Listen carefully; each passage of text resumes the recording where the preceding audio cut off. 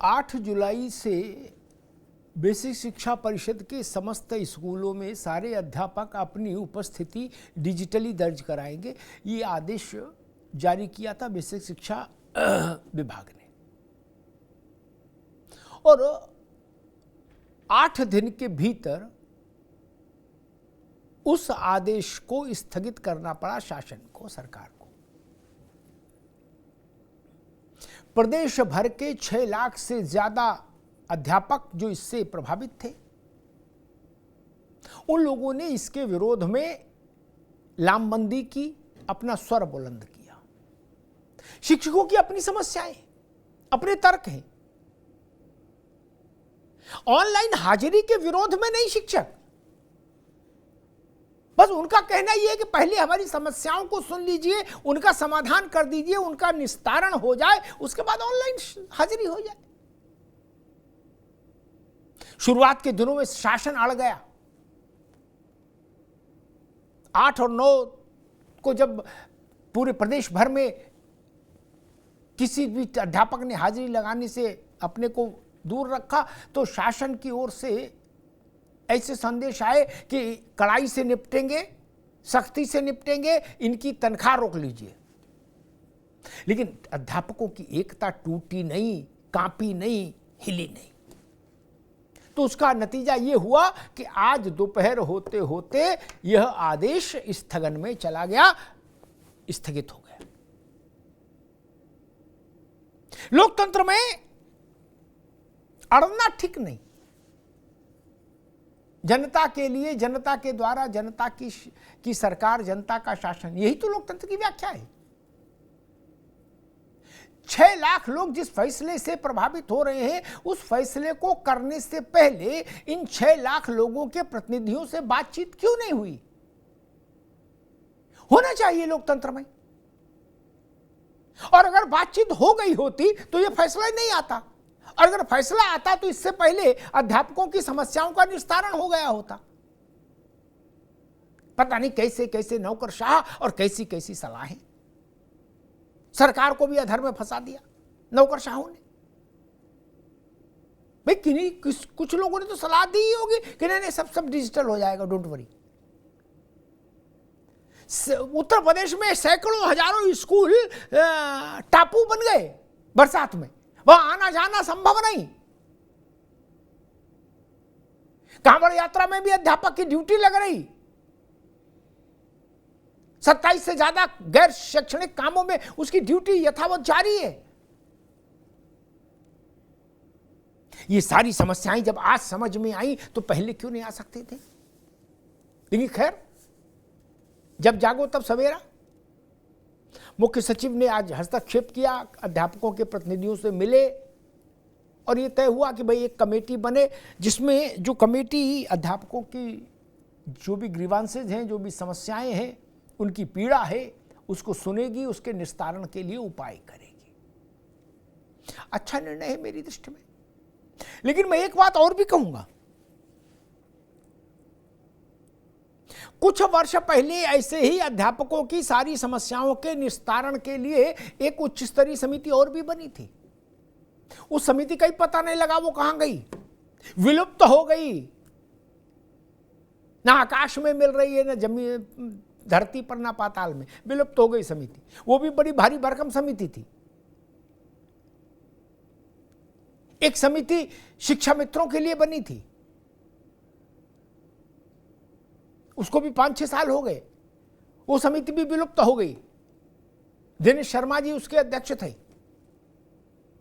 मैं उम्मीद करूंगा कि ऐसा नहीं हो, इस समिति का, इस प्रस्तावित समिति का भाग्य ऐसा नहीं हो। यह प्रस्तावित समिति सौभाग्यशाली हो और उत्तर प्रदेश के 6 लाख से अधिक अध्यापकों के जीवन में खुशहाली लाने का का माध्यम बने ये समिति। उनकी जो जेन्युइन समस्याएं हैं कि अध्यापक सिर्फ अध्यापन करें, एक दूसरा, अध्यापक को भी, सरकारी अध्यापक को भी राज्यकर्मी के समान सुविधाएं मिले, भत्ते मिले,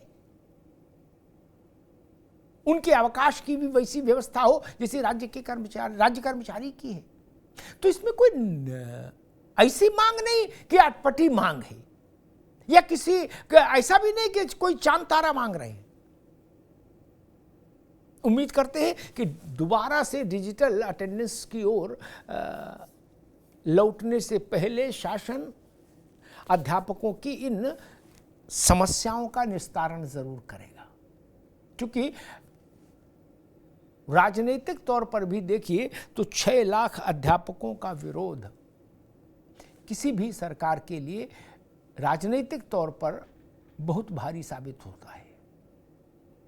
हमारे साथियों ने एक रिपोर्ट तैयार की है, इस पूरे घटनाक्रम पर उस रिपोर्ट को देखिए, फिर मेहमानों से परिचय कराएंगे और फिर समझने की कोशिश करेंगे कि आज जो स्थगन हुआ वो कैसे हुआ, बैठक में क्या हुआ और अब आगे का रास्ता क्या डिजिटल अटेंडेंस ठन्डे बस्ते में डाल दी गई या 2 महीने बाद फिर उसकी कोई रूपरेखा बनेगी, और अध्यापकों की उन मांगों का क्या होगा जो इस पूरे आंदोलन में सबसे ज्यादा मुखर रही। पहले रिपोर्ट देखिए।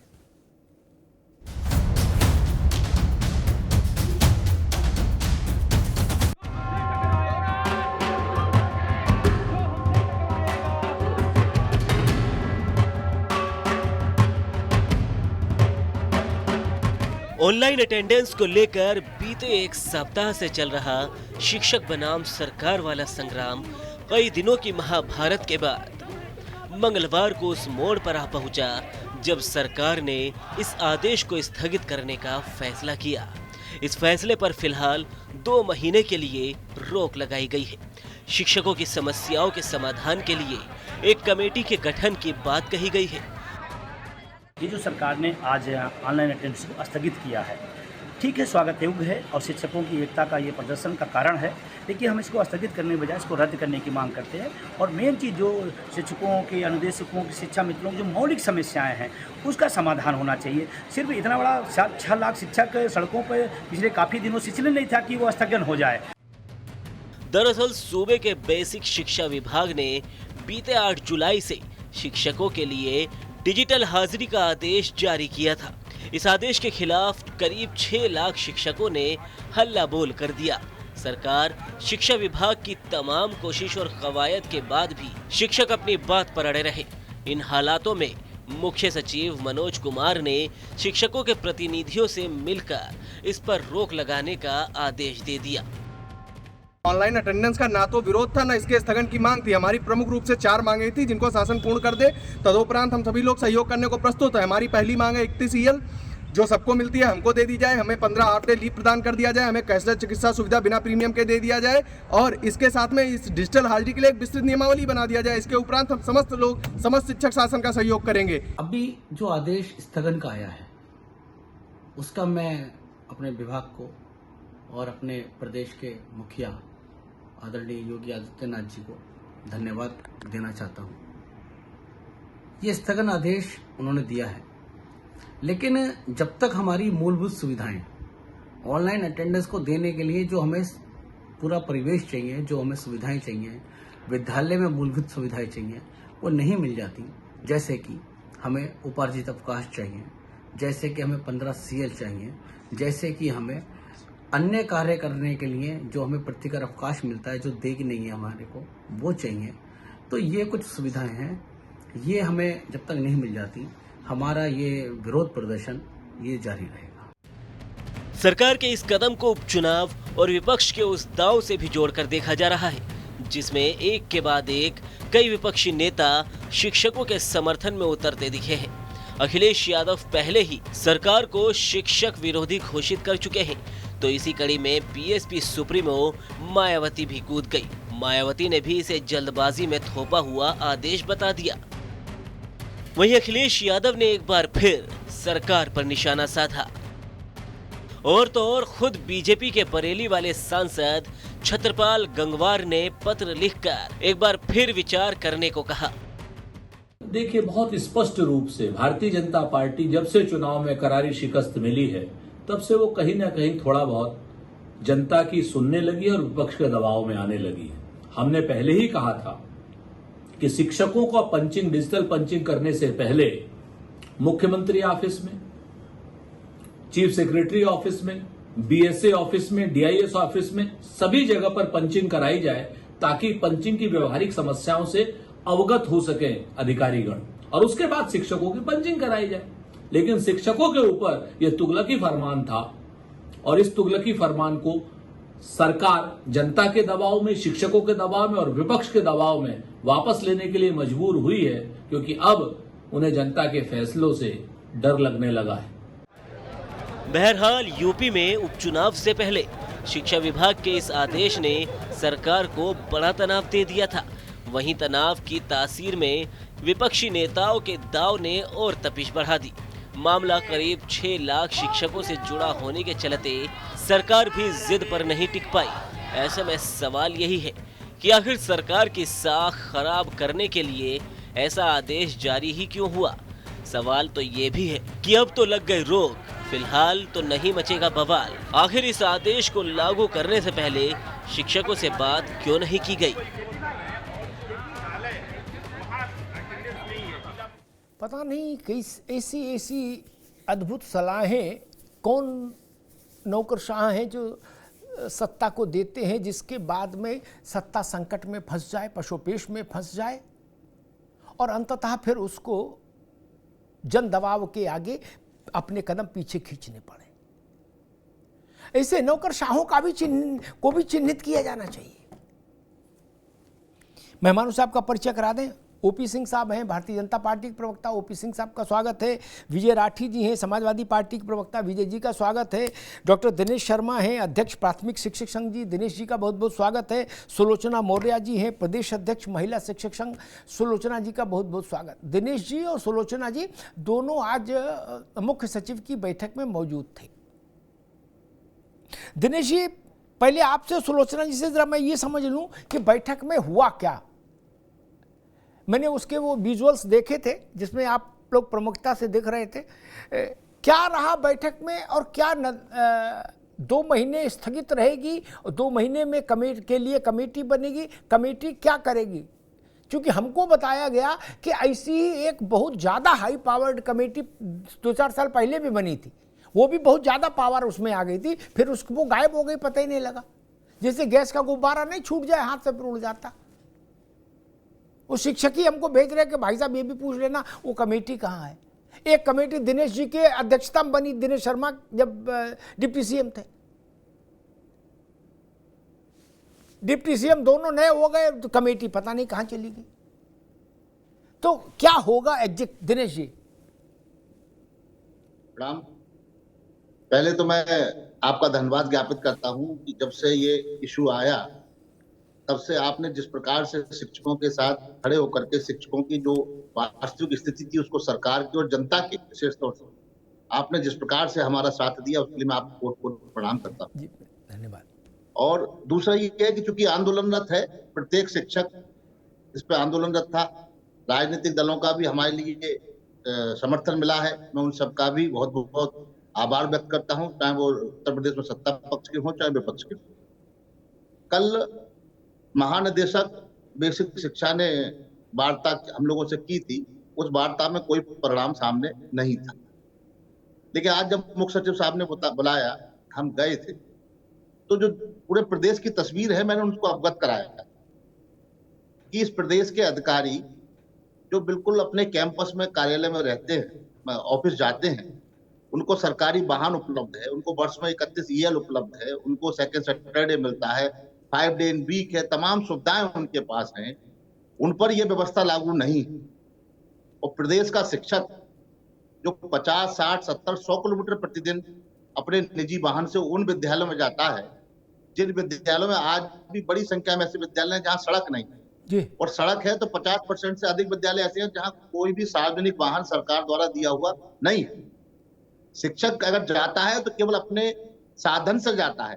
लखनऊ से रायबरेली, सीतापुर, उन्नाव, बाराबंकी, हरदोई जाने वाले शिक्षिकाएं 8-10 के समूह में वैन हायर किए हुए प्राइवेट, उन्होंने 8 या 10 मिलकर के उस वाहन से जा रहे हैं। अब स्वाभाविक है कि एक रूट पर अगर 10 विद्यालय हैं तो जो विद्यालय पहले पढ़ेगा उसमें और जो अंत में विद्यालय पढ़ेगा उसमें पहुंचने वाले के बीच अंतर होगा। आपने फरमान जारी कर दिया, आपने वाहन का नहीं पूछा, ये व्यवस्था कहां से आखिर आई? उनको पूरा बताया गया तो उन्होंने कहा कि आपकी नजर में क्या होना चाहिए। हमने कहा पहले तो समानता की बात है कि जो अवकाश की पद्धति कर्मचारियों के अधिकारियों के लिए वही शिक्षकों पर भी लागू हो।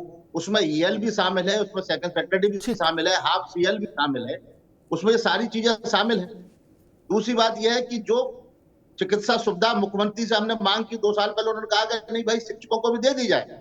लेकिन हमारे यहाँ एक ऐसे कारीगर अधिकारी थे, उन्होंने ऐसी पद्धति लाई निःशुल्क में कि प्राइवेट हेल्थ इंश्योरेंस शिक्षक ले रहा है, वो सस्ता पड़ रहा है, ये महंगा पड़ रहा है। प्रदेश के कर्मचारी को अगर बीमारी होती है तो सरकारी इलाज कराएगी, सामान्य जनता को अगर बीमारी है तो सरकारी इलाज कराएगी आयुष्मान कार्ड से। लेकिन शिक्षक प्रदेश में एकमात्र प्राणी है जिसको छोड़ दिया गया। इस चीज पर इशू, उन पर वार्ता हुई, उनको उन्होंने रखा कि शिक्षक क्या चाहता है, तो हमने अपना पूरा बताया कि पहली बात तो यह है ठीक है दिनेश जी एक मैं फिर दोबारा मैं आऊंगा आपके पास। सिर्फ एक लाइन में बताइए, कमेटी बनेगी, कमेटी में शिक्षक प्रतिनिधि भी रहेंगे या केवल अधिकारी रहेंगे? इसमें अधिकारी रहेंगे, शिक्षक प्रतिनिधि रहेंगे और जो एक्सपर्ट हैं जी इस प्रकार की व्यवस्था के, वो लोग रहेंगे। ठीक ठीक, मैं दोबारा में आता हूं बस। सुलोचना मौर्य जी। जी सर, नमस्कार अमिताभ सर। नमस्कार। TV9 से बहुत बहुत आभार जी जी सर। जो बैठक हुई आज, आप उससे कितना संतुष्ट? एक विषय, और दूसरा विषय डिजिटल हाजिरी हो नहीं हो, ये मुद्दा छोटा, इससे बड़ा मुद्दा कि जो बुनियादी मांगे हैं अध्यापकों की, है ना, जिसमें मोटी बात अगर मैं वन लाइनर कहूँ तो ये समझ में आती है कि राज्य कर्मचारी के समतुल्य ही इसको दे दीजिए दर्जा, बात खत्म हो जाएगी। फिर बाकी ठीक है, फिर जो राज्य कर्मचारी सुविधा पाए वही अध्यापक पाए, तो इसमें सब चीज़ें आ जाती हैं। आज की बैठक और कमेटी बनाने का प्रस्ताव, कमेटियों का इतिहास बहुत अच्छा उजला नहीं रहा। कमेटियां बनती धूम धड़ाके से हैं, गाजे बाजे के साथ क्या, और गुम चुपचाप अंधेरे में हो जाती हैं बिना किसी शोर शराबे के। सुलोचना मौर्य जी सर, धन्यवाद। और मैं पूर्णतः आश्वस्त हूँ जी, और धन्यवाद भी करना चाहूंगी अपने हमारे उत्तर प्रदेश के यशस्वी मुख्यमंत्री जी का और हमारे माननीय शिक्षा मंत्री जी का, कि जिन्होंने शिक्षकों के शिक्षक हित के बारे में सोचा और उनकी समस्याओं के समाधान के लिए अभी आगे जो भी कमेटी गठित की जाएगी उसमें जो भी समस्या होगा उसका समाधान करते हुए इस योजना को कहाँ तक लागू किया जा सकता है, कहाँ तक सफलता मिलती है, अभी आगे की जो बैठक होगी उसमें ये निर्णय लिया जाएगा। अभी के लिए फिलहाल स्थगित किया गया है क्योंकि ये समस्या धरातल पर थी, भौगोलिक समस्या थी। डिपार्टमेंट में 60% महिला शिक्षिकाएं भी हैं और महिलाओं की एक अपनी बड़ी समस्या है, महिलाएं हैं, बेटियां हैं। मुख्यालय से, अगर जनपद के मुख्यालय से देखा जाए तो कुछ जनपद ऐसे हैं जहां पर 20, 22, 23 ब्लॉक हैं और मुख्यालय से जो दूरी है वो 50, 60 किलोमीटर, 70 किलोमीटर तक है। अब वो जाने में उन्हें बहुत सारे असुविधाओं का सामना करना पड़ता है। कन्वेंस की भी समस्या है, सबके पास 4 व्हीलर नहीं है। मिडिल लोअर क्लास से भी लोग हैं, कुछ स्कूटी से जाती हैं, कुछ वैन से भी जाती हैं, कुछ जो पब्लिक कन्वेंस है उससे भी जाती हैं। तो पब्लिक कन्वेंस जो है वो कभी भी कहीं भी डिस्टर्ब हो सकता है। जरूरी नहीं है कि वो रेगुलर हो, लेकिन कभी कहीं भी समस्या उसमें आ सकती है। कहीं क्रॉसिंग है, कहीं आप नदी पार करके जा रहे हैं, तो बहुत सारी दिक्कतें हैं। और सबसे मेन जो समस्या है सर वो है तकनीकी समस्या। वहां पर ये ग्रामीण एरिया है, हमारी नियुक्ति ग्रामीण एरिया में होती है, सभी नगर या महानगरों में सबकी नियुक्ति नहीं है। अब ग्रामीण एरिया में हर समय, अब कहीं वोडाफोन है, कहीं एयरटेल है, कहीं जियो का नेटवर्क है, तो हर समय अपडेट तो नहीं हो सकता है एक साथ सुबह जब 7:45 से लेके 8:30 तक अटेंडेंस देने की बात हो रही है, उसमें अगर एक साथ 6,09,000 टीचर्स अगर हम अटेंडेंस देंगे तो सर्वर काम करेगा? कहीं ना कहीं ये समस्या। ठीक है सुलोचना जी, ठीक बात आपने कही, तकनीकी समस्या में आता हूं आपके पास। विजय राठी जी, पहले अखिलेश जी आए इस लड़ाई में अध्यापकों के साथ, फिर आज अखिलेश जी ने दोबारा एक वक्तव्य जारी किया और आज मायावती जी भी आ गई इस लड़ाई में। तो उत्तर प्रदेश की 2 प्रमुख पार्टियां सपा और बसपा इस लड़ाई में आके खड़ी हुई। सरकार ने अब इसको स्थगित कर दिया डिजिटल हाजिरी को और कहा भाई बाकी के लिए कमेटी बना देंगे। क्या कैसे देखेंगे आप इसको? समाजवादी पार्टी की पहली प्रतिक्रिया क्या है? देखिए अमिताभ जी, पहले तो सब लोगों को मेरा नमस्कार। और सबसे बड़ी बात यह है कि आज के पत्रकारिता जगत में जिस तरीके से आपने इस चीज को उठाया, ये काबिले तारीफ है। मैं आपका हाथ जोड़ करके बहुत बहुत धन्यवाद अदा करता हूं। धन्यवाद भाई। देखिए सबसे मूलभूत चीज ये है कि आप ये जानिए कि भारतीय जनता पार्टी का तासीर क्या है। ये जो शिक्षक है हमारा, ये दो फ्रंट पे लड़ रहा है आज। एक तो सरकार से तो लड़ ही रहा है, ये जनता से भी इस मामले में लड़ रहा है कि जनता को भारतीय जनता पार्टी ये दिखाना चाहती है कि शिक्षक कुछ नहीं करता, शिक्षक को जो तनख्वाह मिलती है वो फ्री की है। धीरे धीरे इस तरीके से किया जाए, सुविधाओं का अभाव हो, बच्चों का कमाना हो, और धीरे धीरे स्कूल बंद करके ये सब निजी हाथों में सौंप दिया जाए, इन लोगों को नकारा साबित कर दे। ये बीजेपी की सोच है। और इसी सोच का एक उदाहरण ये है कि अगर समाजवादी पार्टी की बात करें तो चाहे राष्ट्रीय अध्यक्ष जी हो या आदरणीय मुलायम सिंह यादव जी हो, उनके गुरु आपको आज भी सामने दिख जाएंगे। लेकिन योगी आदित्यनाथ जी या मोदी जी के गुरु का तो नाम ही छोड़ दीजिए, कहां इनको किसने पढ़ाया समझ नहीं आएगा, इसलिए गुरु की भाषा समझ नहीं आएगी। एक चीज और अब मैं बता दूं आपको, बेसिक शिक्षा नियमावली में, चूंकि मैं खुद हाई कोर्ट में एक नहीं 3 रिट लगाया हूं इस मामले को लेकर के, बेसिक शिक्षा नियमावली में रूल 8D है जिसमें कहा जाता है कि अगर पति पत्नी सरकारी नौकरी में है तो एक जिले में वो होने चाहिए, लेकिन उसको लागू नहीं किया। मैं आपसे पूछना चाहता हूं, मेरठ में सीडीओ आईएएस है, हापुड़ में सीडीओ आईएएस है, दोनों अगल बगल रहते हैं। अगर डीएम बनते तो बराबर का जिला मिलता। यहां तक कि स्टेट में अगर कैडर है वो भी शादी के बाद चेंज हो जाता, और सारे राज्य कर्मचारियों का होता है एक ही जिले में अगर पति पत्नी है। लेकिन शिक्षकों के ऊपर ये रूल लागू क्यों नहीं है? दूसरी बात, सिर्फ शिक्षा ही एक ऐसा विभाग है अमिताभ जी जिसका ऑफिस गांव में होता, जिसे गांव में काम करने जाना है अगर वो शहर में भी रहे, ऐसा हिंदुस्तान में कोई विभाग नहीं है जिसका ऑफिस गांव में होता है, सबको शहर आना पड़ता। ठीक है राठी साहब जी, आते दोबारा में आते दोबारा में। ये बात राठी जी ठीक कह रहे। मुझसे भी कई 100 लोगों ने इस बात के लिए आग्रह किया कि पति पत्नी का जो ट्रांसफर का विवाद है, विषय है, इसको भी आप उठाइए। मुझे याद है जो बात विजय राठी की बड़ी जमीनी बात कही, मुझे याद है LY सुहास गौतम बुद्ध नगर में कलेक्टर थे और उनकी पत्नी गाजियाबाद में SDM थी। 2 किलोमीटर का भी फासला नहीं है, मिला है। लेकिन मास्टर एक बाराबंकी में है, दूसरा बलिया में है, पति बाराबंकी में, पत्नी बलिया में। ये तो तरीका ठीक नहीं ना, क्यों हो ऐसा? उनको घर परिवार, उनके साथ मानवीय संवेदना नहीं होगी क्या? खैर, OP सिंह जी, मूल प्रश्न ये कि ऐसी अगड़म बगड़म सलाहें कौन देता है, जिस अधिकारी या वर्ग अधिकारियों का जिनको न मौसम का इल्म है न मिजाज का इल्म है। बाजरा के पिटुआ स्वास्थ्य अच्छा हो, हाजमा अच्छा हो, मौसम ठीक हो तो खाए जा सकते हैं क्या?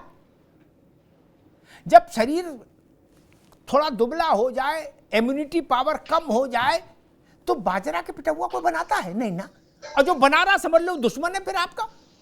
जब खिचड़ी खाने का वक्त था तो बाजरा का पिटुआ खिला रहा है। अभी चुनाव होके निपटा, राम राम कह के चुनाव कटा, जो हुआ सो है ही। 6 लाख अध्यापकों को डिजिटल हाजिरी का आदेश दे दिया और 8 दिन में वो आदेश स्थगित हो गया। ये पंतनगर में और वो कौन सा वो था इलाका, लखनऊ वाला, जहां सब मकानों पर बाबू लोग अधिकारी जाके कट्टा बनाए थे, बोले सब गिराएंगे। आज वो सब लोग रोते पीटते आए योगी जी के पास, अब हुआ नहीं, जाओ अब रहो, कोई दिक्कत नहीं। ये कौन लोग हैं जो आपको बार बार ऐसी मुसीबत में फंसा देते हैं जहां आप कैसी भी कला करो, चेहरा खराब होने होना है? OP सिंह जी, अमिताभ जी, बिल्कुल आपने सही बात कहा।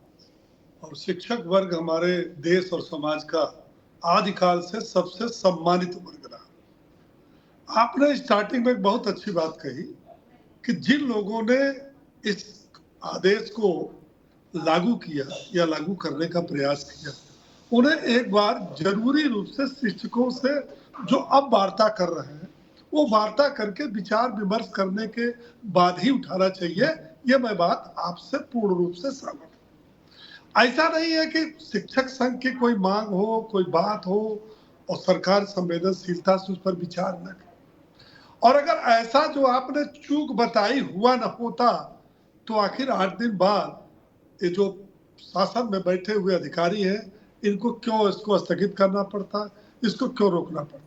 मैं आपके माध्यम से, आपके चैनल के माध्यम से शिक्षकों की बातें मैं सुन रहा था, उनकी समस्याओं को सुन रहा था। मैं उनके साथ हूं, प्रवक्ता भारतीय जनता पार्टी का हूं, लेकिन शिक्षकों की जो मांग है उससे मैं अपने को भी जोड़ता हूं कि उनकी मांगे जायज है और सरकार को इस पर विचार करनी थी।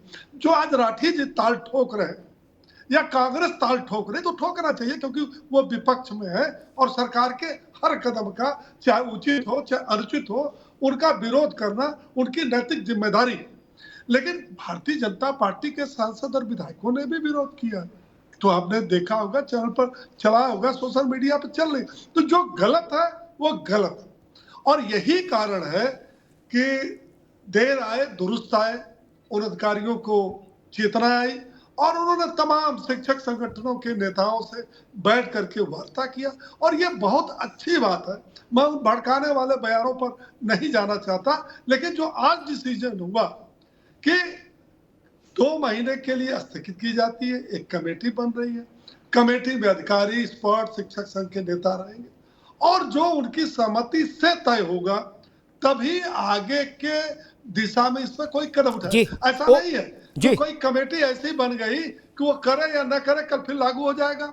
उसमें यह है कि शिक्षक संघ के, शिक्षक संगठनों के नेता, स्पोर्ट और अधिकारी मिल करके इस विषय पर वार्ता करते। उनका ये कहना, अभी हमारे राठी साहब कह रहे थे तो ये बोल रहे थे तो इनको भड़काने और माइनस बातें नहीं करती कि जैसा कि भारतीय जनता पार्टी सोच रही है कि शिक्षक फ्री का वेतन लेते हैं, स्कूल में जाते नहीं, पढ़ाते नहीं। अरे भाई, आपकी भी 4-4 बार सरकार रही है, हमारी भी सरकार है, आप गुणवत्ता को देख लीजिए। आज मैं ये कहना चाहूंगा, शिक्षक संघ के जो अधिकारी, हमारे जो संगठन पदाधिकारी बैठे, क्या 2017 के बाद शिक्षा की गुणवत्ता में सरकार ने प्रयास नहीं किया?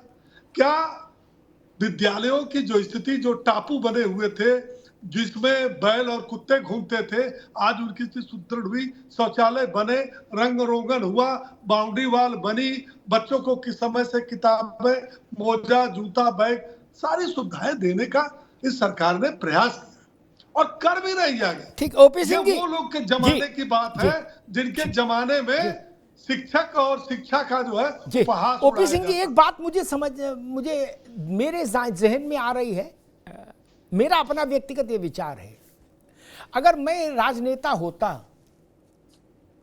अगर होगा नहीं, क्योंकि ऐसा कोई विचार मेरे मन में कभी आया नहीं, अगर होता गलती से तो दिनेश शर्मा के साथ मैं बैठता, क्या बाबू को नहीं बैठाता?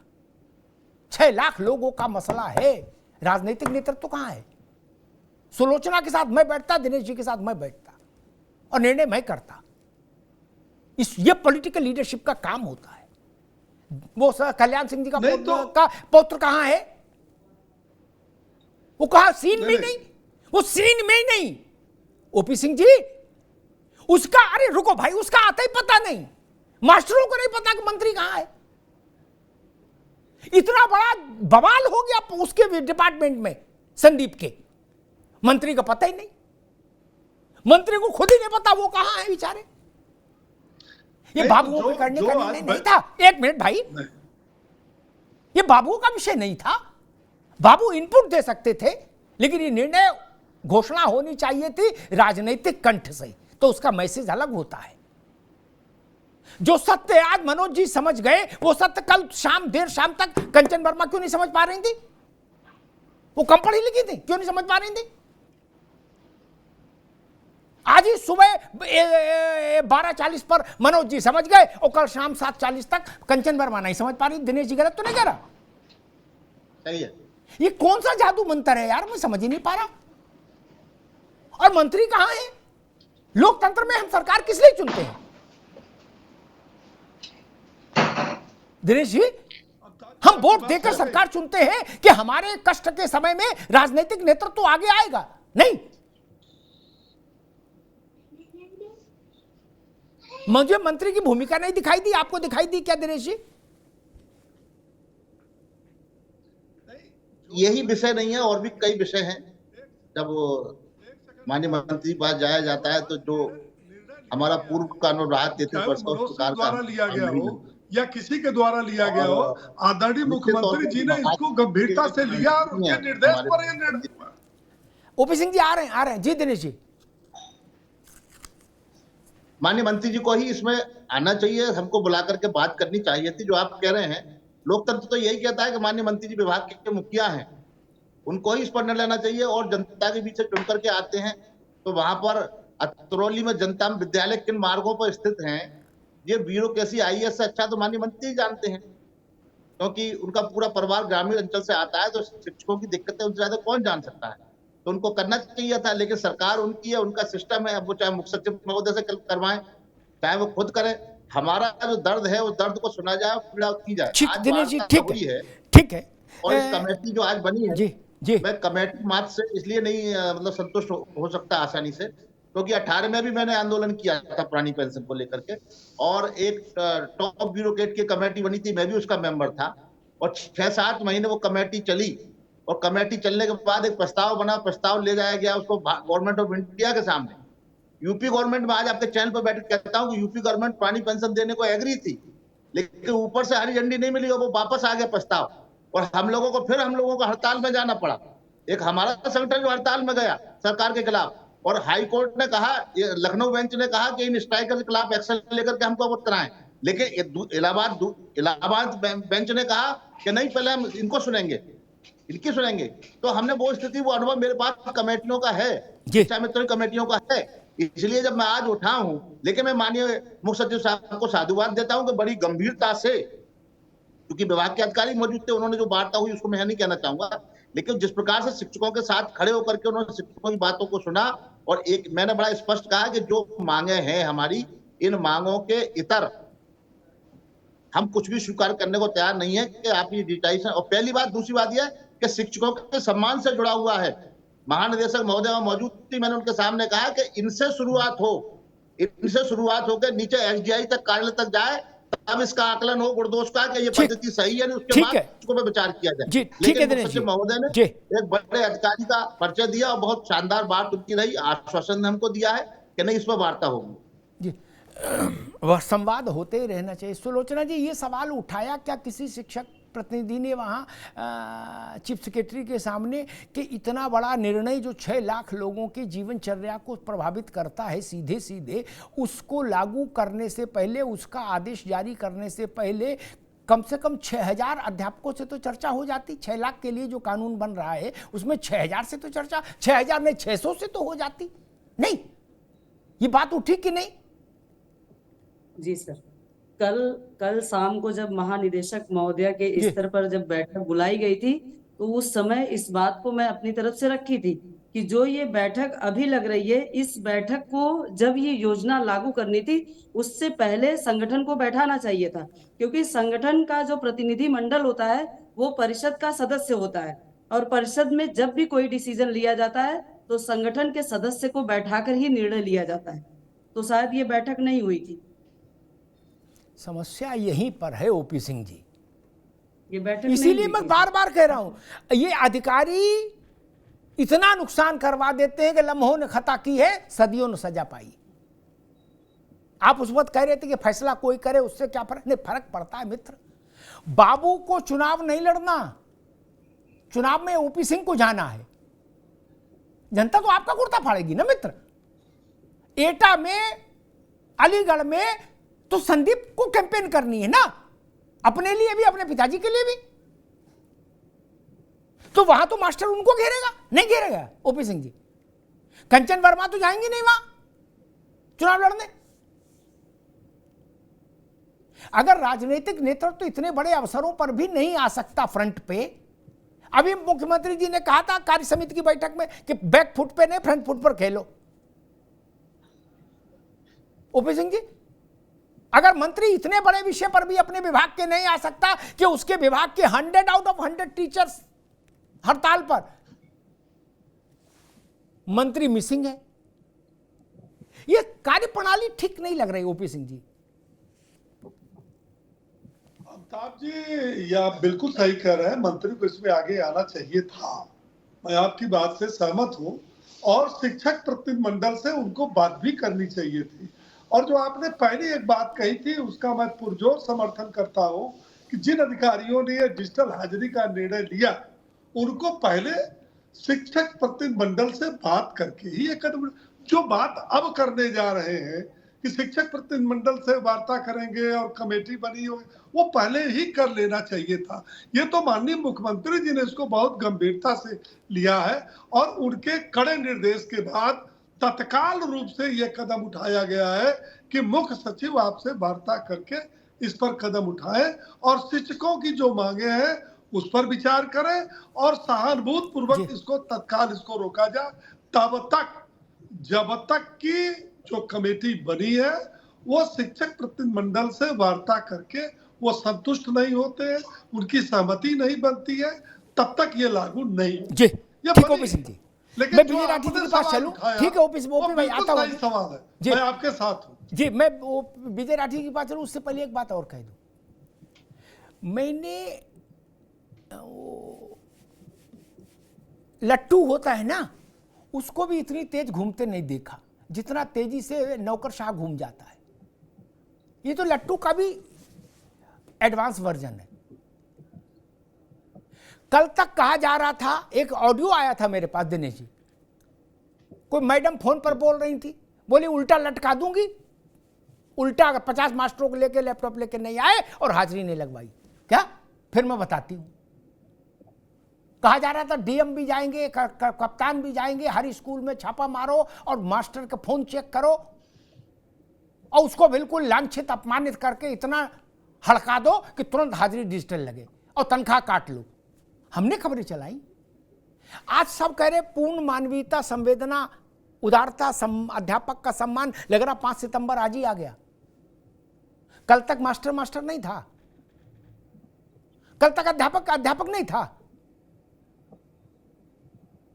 कल तक उसकी ड्यूटी कांवड़ यात्रा में लग रही। चलो कांवड़ यात्रा तो ठीक है ओपी भाई, समस्या बड़ी गंभीर है। विद्यालय में शौचालय की जिम्मेदारी भी टीचर की है। दिनेश जी गलत कहूं टोक देना, बिल्कुल। इसलिए आदमी अध्यापक बनाए।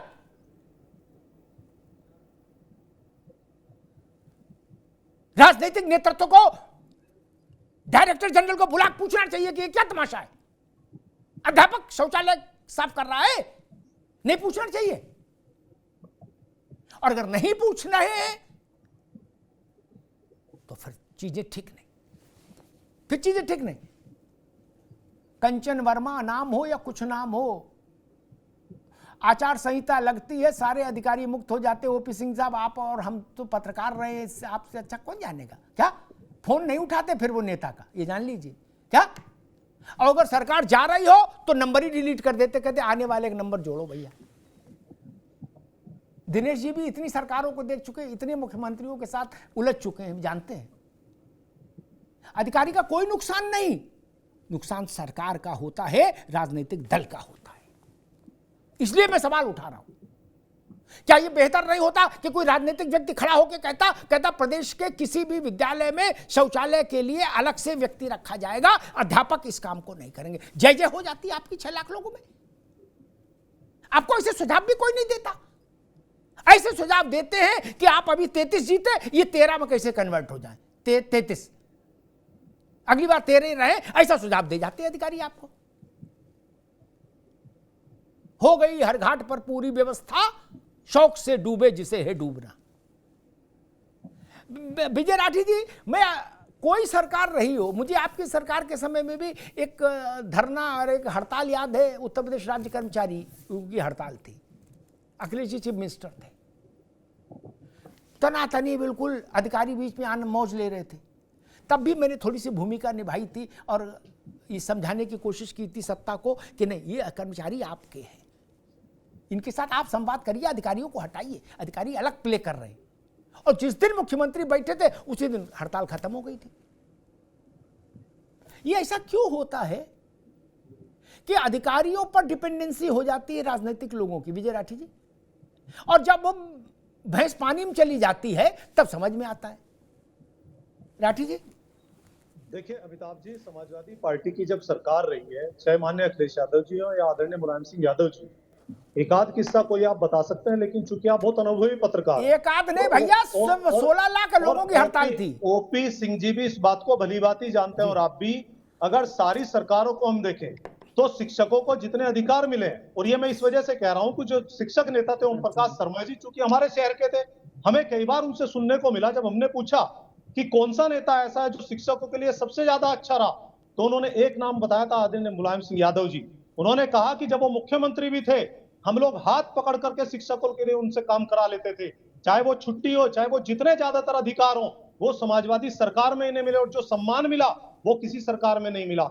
अभी ओपी सिंह जी बोल रहे थे, आज मुझे लग रहा है शायद भारतीय जनता पार्टी के प्रवक्ता नहीं है, अच्छी बात है, इन्होंने स्वीकार किया, लेकिन 8 दिन पहले वही जो शिक्षकों के पीछे थे, 8 दिन बाद कहने लगे बहुत अच्छी, जैसे किसान आंदोलन में था कि हाँ हम विचार करेंगे। क्या ये गंभीर है सरकार चलाने में? क्या शिक्षकों के प्रति गंभीर है? अभी 8 दिन से शिक्षकों को क्या क्या कहना, समय पे आना चाहिए, चलिए अच्छी बात है, शिक्षक काम नहीं करता है, और अपने ही मुख्यमंत्री के फरमान का बचाव इन्होंने किया, इनके प्रवक्ताओं ने किया, इनके कई विधायकों ने किया, मंत्रियों ने किया। लेकिन आज एकदम से इन्होंने बोला कि मुख्यमंत्री जी गंभीरता से विचार कर रहे हैं। तो क्या 8 दिन से मुख्यमंत्री को पता ही नहीं था कि प्रदेश में चल क्या रहा है, या उनकी आपसी कलह दिल्ली के साथ है? एक और इन्होंने बात बोली कि पहले छुट्टा पशु घूमते थे। अरे छुट्टा पशु की वीडियो तो आपके समय के टाइम की आ रही है। आज शिक्षक क्या करता है, गांव वाले इकट्ठा करके जानवर को स्कूल में घुसा देते हैं, अगर वो स्कूल खोले तो गांव वाले कहते हैं लाठी जानवर नहीं आने चाहिए। साहब, ठीक, और अगर अन्ना नहीं पशु खोले तो फिर BSc किसी से रखेंगे। suspend करता। ठीक, अगर नहीं लाठी खोले साहब तो अभी BSc रुकना होगा, suspend करता। रुकना होगा। मुझे रही किसी बात- शिक्षक ने एक वो भेजा कि भाई साहब अन्ना पशु पकड़ने में भी हम लोगों की ड्यूटी लग जाती है क्या? अब बताओ शिक्षक का क्या मतलब, सांड पकड़ने जाएगा मरेगा नहीं? क्या कर रहे हो भाई? कोई होश हवास है कि नहीं? ये रेल अमरेल चल रहा है, गजब है यार। क्या चल रहा है, क्यों चल रहा है, मैं समझ ही नहीं पा रहा। अध्यापक की ड्यूटी सांड पकड़ने में, क्या तमाशा है? मैं होता सरकार में और वो नोटिस मुझे आदेश मिल जाता, जिसके भी दस्तखत होते उसको चेक कर देता और कोशिश करता कि जेल में भी भेज दूं। अध्यापक की ड्यूटी सांड पकड़ने में किस मूर्ख ने लगाई और क्यों लगाई? ओपी सिंह जी नहीं पूछना चाहिए आपको? आप सरकार में हैं, आप कल वोट मांगने जाएंगे, आपको नहीं पूछना चाहिए कि भाई जिसने भी दस्तखत किए उससे को तलब करो? नहीं बोलेंगे आप, और नहीं बोलेंगे तो फिर समस्या होती चुनाव में। जनता तो मौन रहती है, वो तो 5 साल में एक ही दिन जागृत होती है। खैर सुलोचना जी, क्या ये चर्चा हुई, आभार व्यक्त करने के अलावा क्या ये चर्चा हुई कि जो 2737 किस्म के काम हैं मास्टरों के जिम्मे, इनसे अध्यापकों को मुक्त कर दिया जाएगा, उनका जिम्मा केवल अध्यापन रहेगा? फिर 7.5 नहीं 7.25 बुलाओ, लेकिन अन्ना पशु पकड़ने में और शौचालय साफ करने में और बाल गणना, बुढ़ा की गणना, स्त्री की गणना, पुरुष की गणना, और दिस और दैट, और प्रधान जी और सब्जी लेके आना, फिर रसोईया का काम करना, और विद्यालय में रंगाई पुताई करनी हो तो उसमें सीढ़ी लेके चढ़ के रंगाई पुताई करना, और चौकीदारी भी करना। इन सब कामों की भी कोई चर्चा हुई मुख्य सचिव जी से? जी बिल्कुल सर, ये शिक्षकों की प्रमुख मांगे हैं कि हमें शिक्षण कार्य दिया जाए, अन्य जो भी कार्य शिक्षण के अलावा दिया जाता है। शिक्षा के लिए तो टाइम ही कहाँ बच रहा है सर? मांग की गई है, इसीलिए मसला तो भाई अभी कांवड़ यात्रा महीना भर रहेगी तो मास्टर तो उसमें लग गया।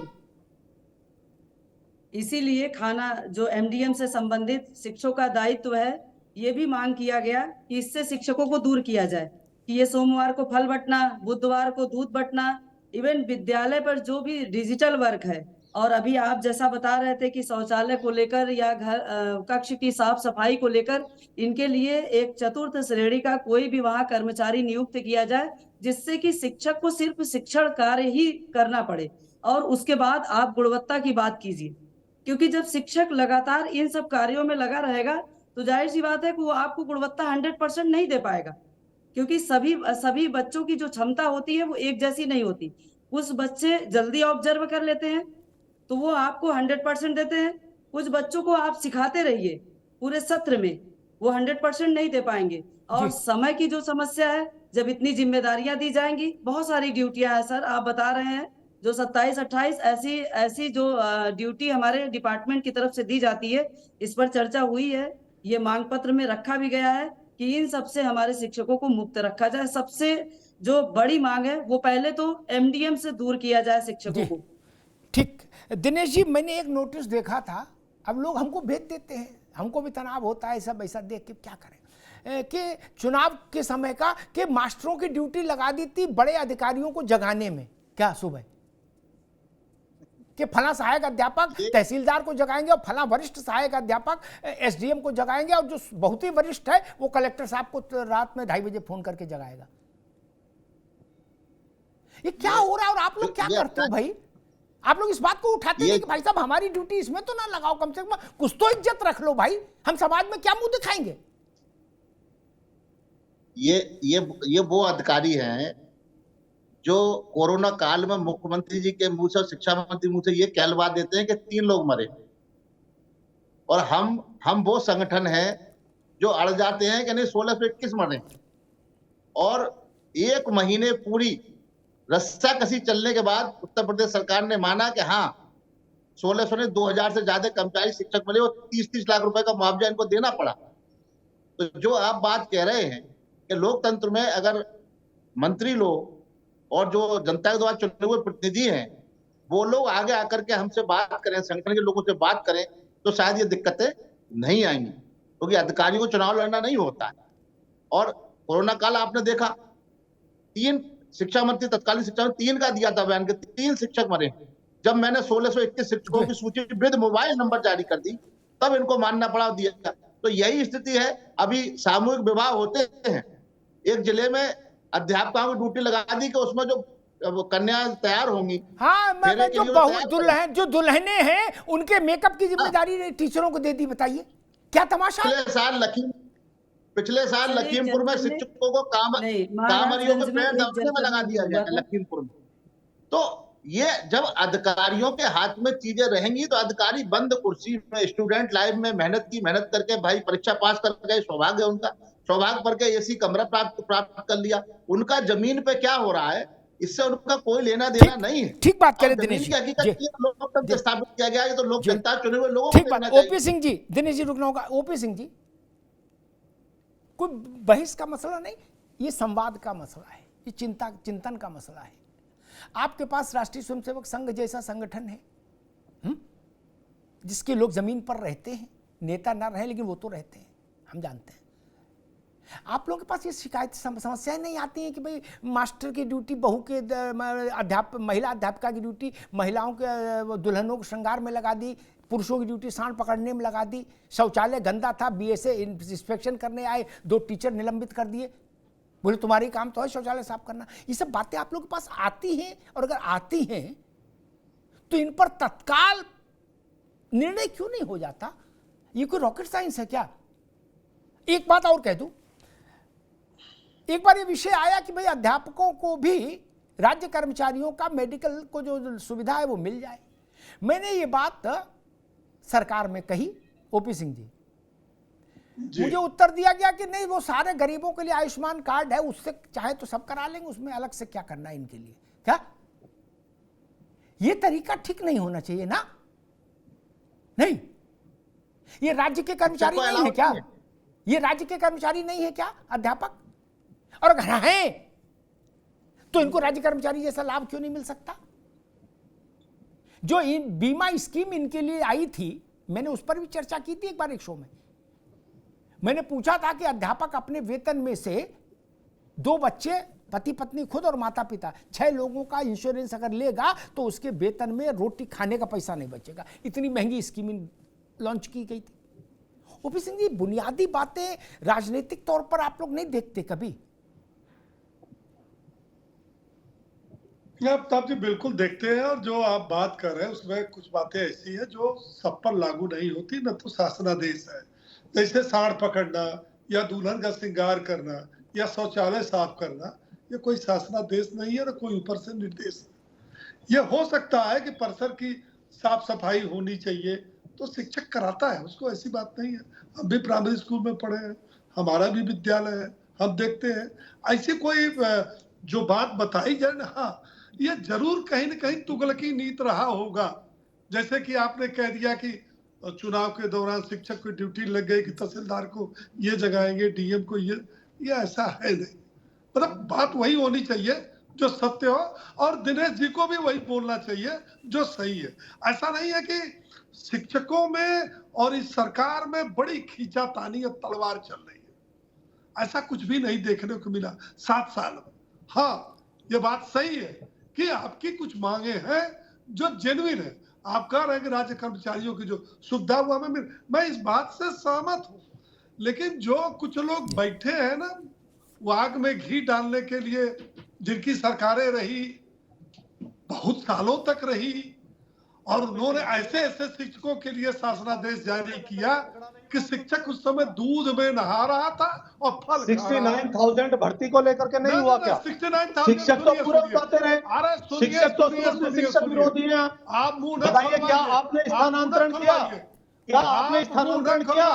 शिक्षक पूरे साल आपकी सरकार में स्थानांतरण की वो दुर्गति थी आप तो कि उसके शिक्षा माफिया थे।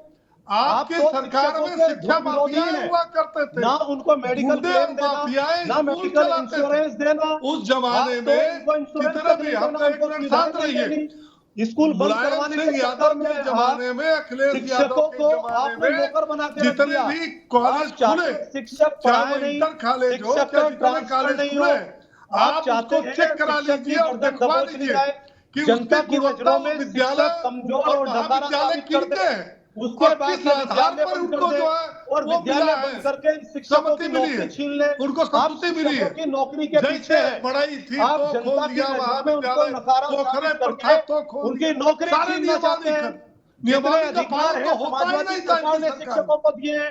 हम और शिक्षकों इनके के सरकार साथ में हैं, तो जो शिक्षकों के चुने साथ हुए हैं इनके और शिक्षकों के अखिलेश साथ यादव, मुलायम रहेंगे। सिंह यादव पहले के जो शिक्षकों को चुने हुए सुविधाएं तो चहेते दीजिए, अधिकारी थे, महिलाओं वो को सरकार ट्रांसफर करके उनके चलाते जिले थे, में वो तो प्रदेश पहुंचाइए। चलाते थे, आप तो उनका ही ट्रांसफर तक नहीं शासनादेश कर पा चलता रहे। था। आप इनके यहाँ सुविधाएं नहीं जंगल दे पा राज रहे। था, इनके सबसे यहाँ ज्यादा क्या गला था, ये दबाना चाहते हैं बखान शिक्षक कर रहे का। हैं। क्या अरे मेडिकल राजनीति क्लेम करो दिया? यार, क्या ये मेडिकल शिक्षकों का इंश्योरेंस दिया मामला आपने? है, आप उसमें आपने ऐसा शिक्षकों राजनीति के कर रहे हो सम्मान जैसे में लग रहा है आज कि तक कोई काम आप नहीं बहुत किया। दूध के धुले थे, शिक्षकों आपके से जमाने में आपकी पूरी जो है तनातनी नहीं है। दूध की नदियां बहती हमने थी। ये भी देखा है शिक्षकों ने अपना सिर मुंडाया आपके राज में। आप धुर विरोधी हैं शिक्षा के, और आप नहीं चाहते लोग पढ़ जाएं। शिक्षक की आपके नौकरी अब छीनना जमाने चाहते में हैं। सारे आप गुंडे चाहते और हैं स्कूल बंद माफियाओं हो ने जाए। कॉलेज विद्यालय खोला और उन्हें हमारा पौने दम पर खोला हमारा और ही बिना रास्ता हम नियमावली का ट्रांसफर खोला। करते थे। शिक्षा का हम स्तर ऐसे लोगों का आपने उसी मेडिकल प्रकार ग्राउंड से पे गिराया ऐसे लोगों जिस का प्रकार ट्रांसफर से भी हम उत्तर करते प्रदेश थे की कानून जो व्यवस्था मेडिकल गिराई। ग्राउंड पे ट्रांसफर क्या बात मांगते थे। करें? ठीक है, रुकना होगा, आपकी दोनों को रुकना होगा। सरकार विजय राठी जी, ओपी सिंह जी, दोनों को रुकना होगा, दोनों को रुकना होगा। मैं दोनों विजय जी आगे, मैं दिनेश जी और सुलोचना के पास जाऊं उससे पहले ओपी सिंह जी एक प्रश्न और है, एक प्रश्न और है। सरकार के पास व्यस्तताएं बहुत। ओपी सिंह जी एक मिनट सुन लो। सरकार, सपा और आप तो कहीं भी फरियाल होगे, कोई दिक्कत नहीं है। यहाँ थोड़ी अध्यापकों की बात हो जाए, आपका और सपा का तो अभी लड़ाई चलेगी, 27 में चुनावी है। एक बेसिक सवाल खड़ा होता है, आप लोगों के पास व्यस्तता बहुत रहती है, तमाम पार्टी के संगठन के इतने काम होते, शायद दिमाग ना गया हो उधर। मैं निवेदन कर दे रहा हूं लोगों की तरफ से, पति पत्नी की एक ही उसमें नियुक्ति एक ही जिले में या एक ही केंद्र पर, इस ऐसी सुविधा राज्य के कर्मचारियों को हासिल है उत्तर प्रदेश में। क्या? डिस्ट्रिक्ट मजिस्ट्रेट से लेके और नीचे तक ये सुविधा अध्यापकों को नहीं है। मुझे पता नहीं आपको बाबुओं ने बताया कि नहीं बताया, और आप देख पाए अपने आप, आपसे मतलब सरकार आपकी, जो राजनीतिक लोग हैं, संदीप हैं, इस टाइप के जो लोग हैं, मुझे नहीं पता। लेकिन ये बहुत बेसिक सवाल है। मानवीय, आपने कहा कि बहुत मानवीयता और गंभीरता के साथ हम इसको देख रहे हैं, इसलिए मैंने बात उठा दी। और इसके लिए एक 4 लाइन का ऑर्डर टाइप होना है, ना विधानसभा में जाना, न लोकसभा में जाना, न कोई संशोधन होना है। एक एग्जीक्यूटिव ऑर्डर, जिसको अंग्रेजी में बोलते हैं, हिंदी में कार्यकारी आदेश, उससे ये कल सुबह लागू हो जाएगा। क्या दिक्कत है इसमें? आखिर कलेक्टर को भी मिल रहा है। मैंने उदाहरण दिया, एलवाई सुहास नोएडा में कलेक्टर थे, उनकी पत्नी गाजियाबाद में एसडीएम थी। एक ही घर में रह सकते हैं, एक साथ खाना खा सकते हैं, परिवार पाल सकते हैं, लेकिन अध्यापक को ये लाभ नहीं मिले। ओपी सिंह जी, ऐसा है अमिताभ जी, शासनादेश सबके लिए बराबर है। और ये दिनेश जी बताएंगे कि अगर पति पत्नी शिक्षक है तो क्या इस तरह का है कि कोई जो है बाराबंकी में शिक्षक है और उसकी पत्नी अगर शिक्षिका है तो वो कहीं जो है रायबरेली में हो। ये कुछ कहीं ऐसी स्थिति हुई होगी, अधिकांश जगहों पर ऐसा नहीं है। मैं जौनपुर में रहता हूँ, पत्रकारिता किया हूँ, मैं देख रहा हूँ। अधिकांश ऐसा ही है ओपी सिंह जी, अधिकतर ऐसा ही है कि सब अलग अलग है। किसी का अपॉइंटमेंट सीधा हो जाए एक जिले में, आप ना बताओ। अरे ओपी सिंह जी, हम भी शिक्षक ही हैं। ओपी सिंह जी, हम भी शिक्षक ही हैं। ठीक, एक मिनट रोकेंगे, दोनों मित्रों को रोकेंगे भाई, राजनीतिक लोग रुकिए, दोनों मित्रों को रोकेंगे। दिनेश जी, मेरे पास कई सौ लोगों ने ये शिकायत, ये प्रार्थना भेजी, ये अनुरोध भेजा कि ये मुद्दा भी उठाइए। अगर दंपत्ति का मसला है तो एक साथ क्यों नहीं रहे? वो कहां पर मामला फंसता है और क्यों फंसता है? जब कलेक्टर को ये सुविधा हासिल है, पीपीएस को ये सुविधा हासिल है, तो अध्यापक को क्यों नहीं है? क्या पीपीएस और आईएएस वाले जो पति पत्नी है वो अलग किस्म के लोग हैं और मास्टर है पति पत्नी तो वो अलग किस्म के लोग हैं क्या? वो ग्रेड 2 है क्या दिनेश जी? अभी भी बड़ी संख्या में ऐसे शिक्षक हैं जो पति पत्नी अलग अलग जनपदों में हैं, ट्रांसफर भी हुए हैं, लेकिन उनके ट्रांसफर ना हो पाने की वजह यह है कि अधिकारियों ने ऐसे पैरामीटर बना दिए जो वेटेज अंक के रूप में दिए गए, तो वो वेटेज अंक इतने अन्य और कैटेगरी के दे दिए कि पति पत्नी की जो कैटेगरी है वो उसमें बहुत नगण्य हो जा रही है।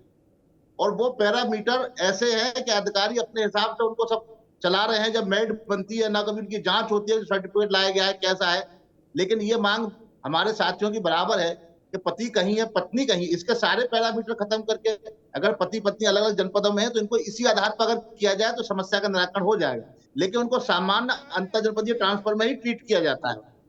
कितने प्रतिशत ऐसे हैं शिक्षक पत्नी जो शिक्षक है और दोनों? ठीक है, एक मिनट, एक दोनों लोग, ओपी सिंह जी रुकिए, राठी जी अभी रुकिए। दिनेश जी, कितने प्रतिशत लोग होंगे? मैंने ये मसला इसलिए उठाया क्योंकि मुझे सैकड़ों की संख्या में शिक्षक मित्रों ने अनुरोध किया। प्रतिशत में तो नहीं कहेंगे क्योंकि 6 लाख का प्रतिशत ही 1% बहुत होता है, लेकिन हाँ मैं कह सकता हूँ सैकड़ों नहीं हजारों में ऐसे शिक्षक, हजारों में है ऐसे शिक्षक जो मेरे पास भी लगातार आते हैं, फोन आते हैं उनके। और विशेष तौर से जो 10 आकांक्षी जनपद हैं प्रदेश के, 8 जनपद बलरामपुर, बहराइच, श्रावस्ती और सोनभद्र, ये इधर सारे जनपदों के जो शिक्षक हैं उनको ट्रांसफर बिल्कुल नहीं मिला है। ठीक, एक मिनट रुकना होगा। मैं सुलोचना से एक कमेंट दूंगा। सुलोचना जी, ये बहुत मानवीय विषय है। महिला है, अध्यापक है, ठीक है, नौकरी कर रही है, उसकी जिम्मेदारी है, ठीक है, लेकिन उसकी अपनी भूमिका परिवार में भी है, उससे भी आप इनकार नहीं कर सकते, वो मां भी है। और जब बाकियों बड़े अधिकारियों को ये सुविधा मिल रही है तो केवल सारे नियम कानून किंतु परंतु अंग्रेजी में ड्राफ्ट ये सब हटा के एक सिंगल लाइन क्यों नहीं नोटिफिकेशन होता है कि पति या पत्नी अगर एक जिले में रहने का आवेदन करेंगे बिना किसी किंतु परंतु के आवेदन स्वीकृत हो जाएगा? इतनी सीधी बात क्यों नहीं कही जाती है? उसमें इतने पेज क्यों फंसा दिए जाते हैं कि ट्रांसफर कराने में आदमी बाप कर जाए? सर बिल्कुल ये सत्य है और इसे पॉलिसी में लाना चाहिए। और ऐसे ट्रांसफर पति पत्नी के वो हर साल होने चाहिए, क्योंकि हर साल रोटेशन रहता है, ट्रांसफर होते हैं, कुछ जो है रिटायर्ड होते हैं शिक्षक, कुछ अभी नई लड़कियों या लड़कों की नियुक्ति होती है, उनकी शादी होते हैं। तो ये ट्रांसफर पॉलिसी में होनी चाहिए और हर साल ट्रांसफर होते रहने चाहिए। इधर ट्रांसफर नहीं हुए, जिसकी समस्या कई हमारे ऐसे शिक्षक, महिला ही नहीं पुरुष भी शिक्षक साथी हैं जो विकलांग है, असाध्य रोगी है, उनकी भी समस्या है। उनके जीवन का पता नहीं, उनके जीवन का नहीं पता वो कब तक जीवित रहेंगे, लेकिन वो अपने परिवार से दूर है। तो इस पे हमारे शासन को, सरकार को विचार करना चाहिए, सोचना चाहिए और एक पॉलिसी बना के जैसे पहले हर साल ट्रांसफर होते आए उसी तरह ट्रांसफर करना चाहिए कि वो अपने जनपद जाएं, अपने मूल जनपद जाएंगे, अपने परिवार के पास रहेंगे, शायद और बेहतर तरीके से वो विद्यालय में बच्चों को शिक्षा देंगे, क्योंकि अपने परिवार के पास रहेंगे, सुरक्षित हैं, अपने मन से स्वस्थ हैं, तो और आराम से वो अपने नौकरी को भी करेंगे, घर परिवार भी देखेंगे। ये पॉलिसी होनी चाहिए सर, बहुत जरूरी ठीक है। बात। विजय राठी 30 सेकंड में कहिए क्या कह रहे हैं। देखिए अमिताभ जी, अभी ओपी जी जो थे बड़ी हवा में बातें कर रहे थे। मैं आपको बड़ी बुनियादी 30 बात सेकंड में कोई एक बात कह दीजिए, बाकी हाई कोर्ट में हमने रिट लगाया और बड़े जाने माने वकील किए थे कि पति पत्नी को एक जिले में होना चाहिए, लेकिन सरकार ने उसमें तर्क दिया कि चूंकि इनको राज्य सरकार जो राज्य कर्मचारी है उनका दर्जा प्राप्त नहीं है, इसलिए हम इनको नहीं भेज सकते। जबकि बेसिक शिक्षा नियमावली में रूल है 8D, उस पे मेंशन है कि आप एक जिले में भेज सकते हैं, लेकिन ये सरकार की मंशा नहीं है। ये ओपीजी जैसे जब तक ठीक है विजय राठी जी, रुकना होगा। विजय जी रुक जाइए सरकार ओपी सिंह जी, ठीक है, अरे भाई रुकिए। ओपी सिंह जी, इस काम के लिए हड़ताल हो, फिर पहले कंचन वर्मा मीटिंग ले, फिर उनकी मीटिंग असफल हो, फिर मनोज बाबू मीटिंग ले, फिर मीटिंग सफल हो, फिर जिंदाबाद हो, इतनी पूरी रामायण दोबारा से पढ़ी जाए, इससे बेहतर ये नहीं होगा कि कल एक 4 लाइन का एग्जीक्यूटिव ऑर्डर निकल जाए? उसके लिए तो विधान परिषद, विधानसभा, लोकसभा, किसी सभा की जरूरत नहीं। टेलीफोन उठा के बताना है कि भाई इसको कर दो, हो जाएगा। नहीं, देश के कई हिस्सों में है ऐसा। आपने बिल्कुल बात सही कही है, और जो 2-4 पॉइंट ये महत्वपूर्ण हमारे सामने आया है, मैं ये काफी महत्वपूर्ण बातें हैं। मैं इसको भी जहां तक मेरी पहुंच है पहुंचाने की मैं पहुंचाऊंगा, क्योंकि ये मानवीय दृष्टिकोण से है कि अगर कोई विकलांग है, स्वस्थ है, वो दूर है, पति हो, मांग लो कम से कम, शिक्षकों से माफी तो मांग लो। लीजिए, ये 8 दिन जो कितने पापों के लिए आप माफी मांगोगे? शिक्षकों से माफी जब तो मांग लो। 4 बार सरकार रही, शिक्षकों से माफी पापों के लिए आज तक माफी हम लागू करेंगे। अगर कुछ कमी रही हम लागू करेंगे। ठीक है मित्र, रुक जाइए। राठी साहब रुकिए, ओपी सिंह साहब दोनों को रोकूंगा, समय कम है। मैं हैरान हो जाता हूं कि जो सामान्य चीजें सामाजिक जीवन जीने वालों के संज्ञान में रहती हैं, वो चीजें राजनेताओं के संज्ञान में क्यों नहीं रहती, या रहती हैं और जानबूझ के वो ऐसा एक्ट करते हैं कि हमें तो पता ही नहीं था। मेरे पास कैसे ये चीज आ जाती है कि पति पत्नी की ट्रांसफर की समस्या है? मैं तो बेसिक शिक्षा में एम्प्लॉय नहीं हूं। फिर जिनको लोग वोट देकर चुनकर भेजते हैं, उनके पास गुहार ना ले जाएं, ऐसा भी संभव नहीं। लोगों की गुहार पर ध्यान देने की जरूरत है, मुझे लगता ध्यान दें। एक विषय आया, ओपी सिंह साहब ने कहा कि एक आध केस होगा शौचालय का। नहीं, जहां मानव है, वो बच्चा हो या वयस्क हो, वहां शौचालय की आवश्यकता है, इससे तो कोई इनकार नहीं कर सकता। दिनेश बाबू, शौचालय के लिए आपने कोई सेवादार दिया नहीं, तो अध्यापक नहीं करेगा तो कौन करेगा? बच्चे तो करेंगे नहीं, बच्चे करेंगे तो वीडियो बन जाएगा, तो प्रिंसिपल से लेके और मास्टर तक नप जाएंगे और जेल भी जाएंगे। इसमें कोई रॉकेट साइंस है? इसके लिए सीबीआई की जांच की जरूरत है, ईडी की जांच होगी शौचालय को लेके। अरे भाई, कोई तो साफ करेगा, कौन है वो? स्कूल में मास्टर है और बच्चा है, तीसरा तो कोई है ही नहीं वहां। बेसिक शिक्षा परिषद के स्कूलों में सुलोचना, तीसरा तो कोई है ही नहीं ना। या तो पढ़ने वाला है या पढ़ाने वाला है। पढ़ने वाले से सुलोचना जी शौचालय साफ कराएंगी तो जो इनके विरोधी होंगे वो तुरंत वीडियो बना के वायरल कर देंगे, इनकी नौकरी चली जाएगी। क्या ये चीज नहीं सोच सकते हम कि 8 घंटे का स्कूल है, शौचालय साफ रहे तो हर स्कूल में एक शौचालय की व्यवस्था के लिए व्यक्ति रहे। ये मिड डे मील का काम अच्छा है, लेकिन ओपी सिंह जी, क्या ये बेहतर नहीं है कि इसके लिए व्यवस्था अलग से हो, अध्यापन से नहीं हो? एक नया कैटेगरी सर्जित करिए स्कूल में, मिड डे मील, शौचालय आदि आदि,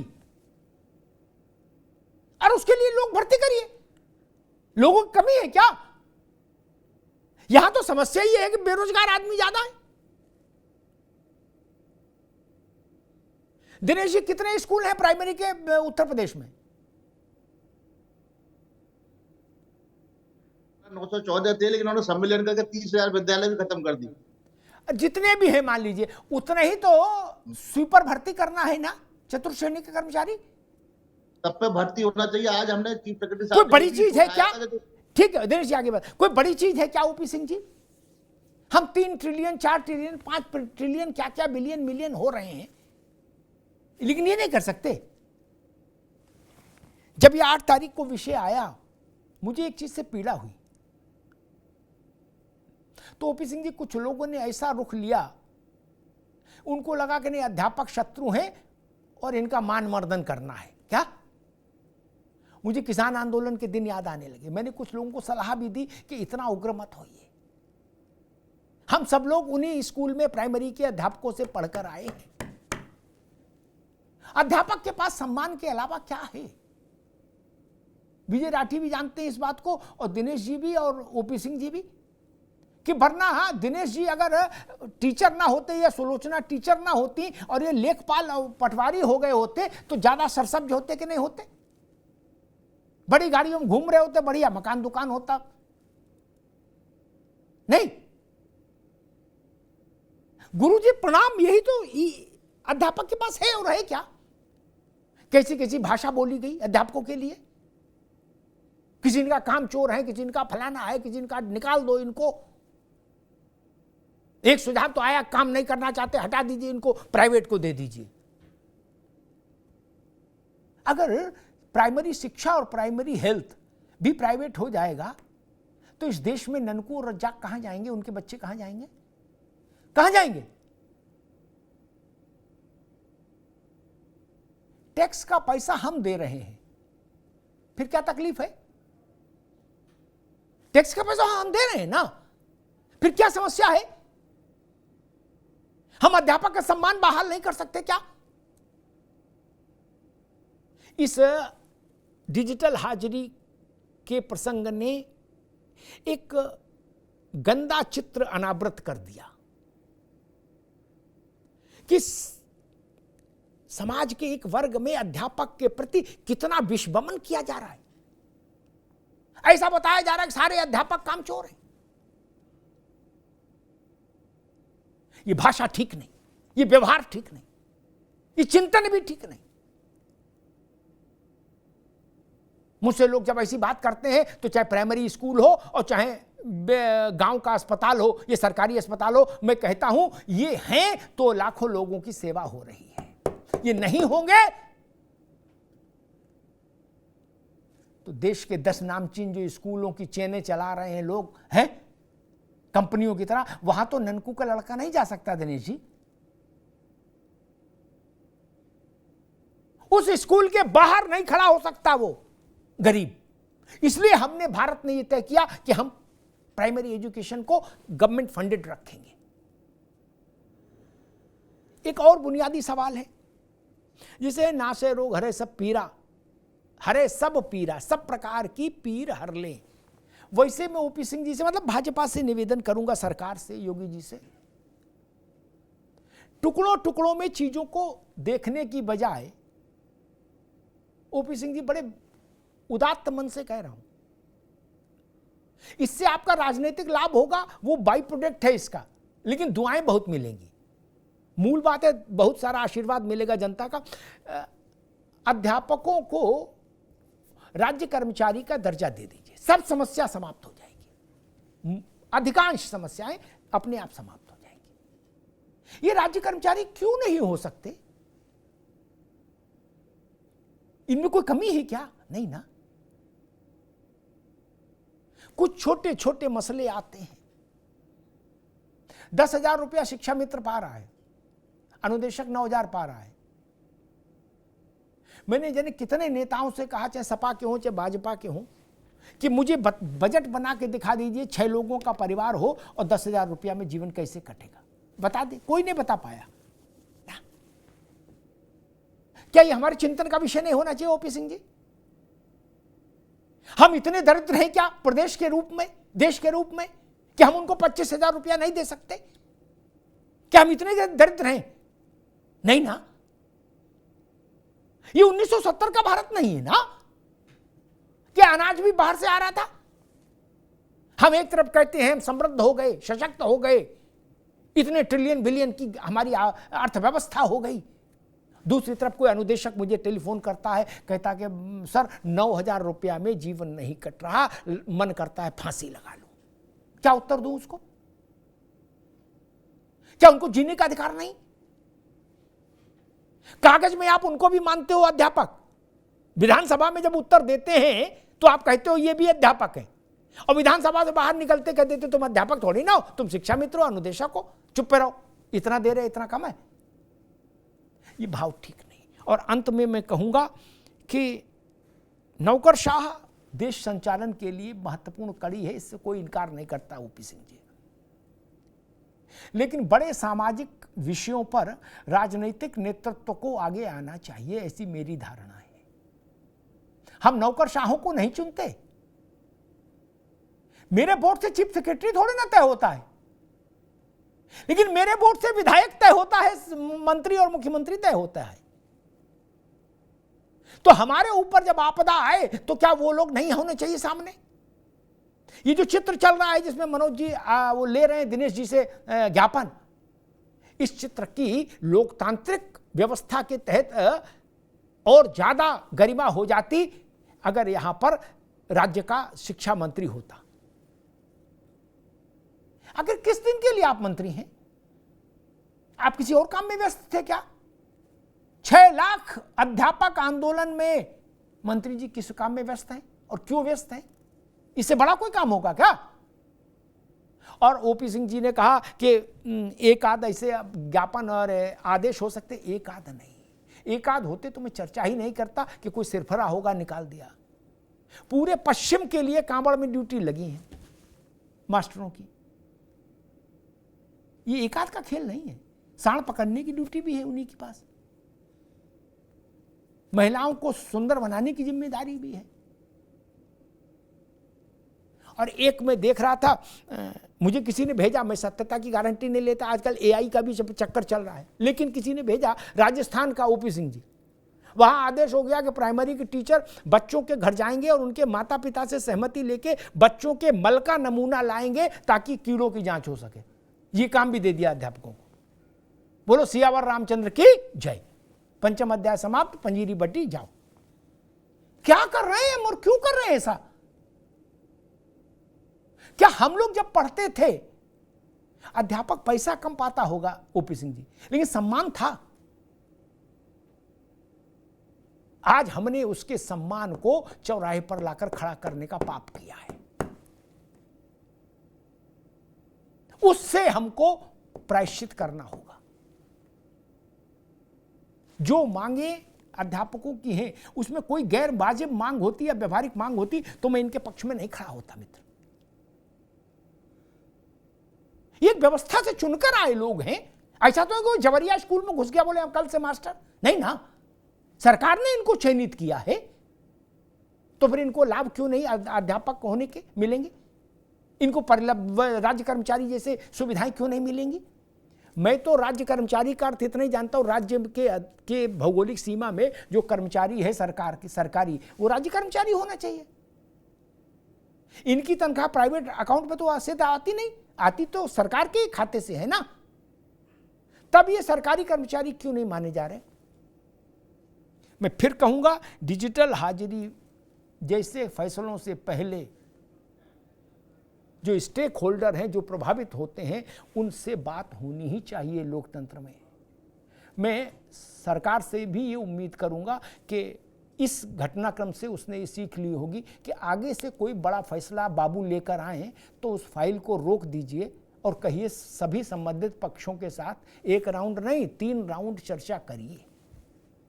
उस चर्चा के बाद जो सहमति बने वो फाइल में लिखकर लाइए, तब राजाज्ञा जारी हो। धन्यवाद।